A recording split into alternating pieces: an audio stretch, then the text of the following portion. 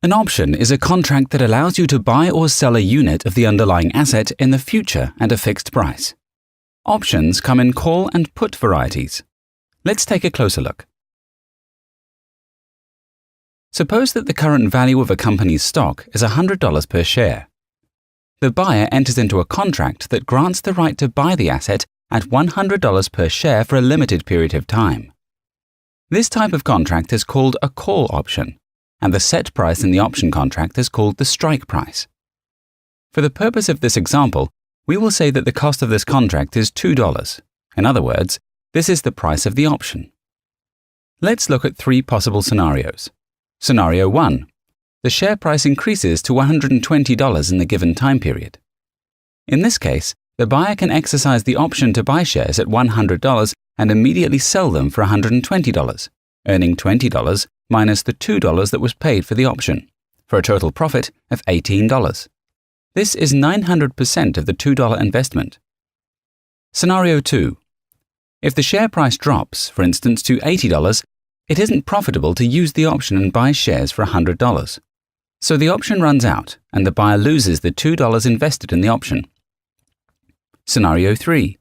If the share price increases to $102, the income will be $2, which covers the amount paid for the option.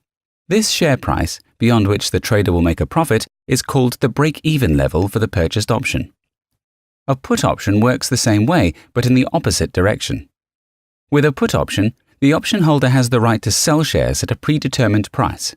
In the example above, where the share price drops, with a put option, the trader can buy the stock at $80 and sell for $100 as set in the option contract, thus making a profit.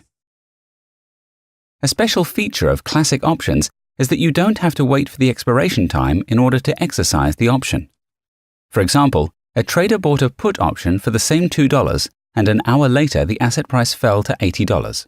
The trader can sell the option whenever he wants in order to make a profit. The fixed price for buying or selling shares under a contract is called the strike price. In our previous example, the strike price was $100. For a call option, the higher the strike price is compared to the current share price, the cheaper the option. This is because the price is less likely to reach a higher strike price, although the potential profit is greater. Now consider a call option, in which the strike price is below the current share price. Options with strikes like these are called in-the-money options, since you are already making a profit. But the cost of such options is much higher and the profit percentage is lower. For a put option, everything works exactly the opposite. The higher the strike price is compared to the current share price, the more expensive the option. The lower the strike price, the cheaper the option.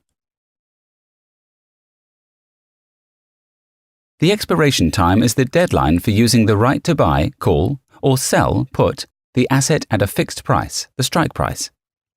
The expiration usually falls at the end of the work week.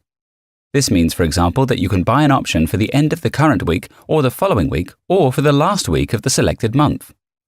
The farther the expiration is from the current date, the more likely the price of the asset will move in the direction the buyer wants, so the more expensive the option. The cost of options is determined by the market. We use 13 option exchanges. Market conditions depend on a combination of many factors: supply and demand among traders, price volatility in the past, time to expiration, and more. We wish you successful trading on the IQ Option platform.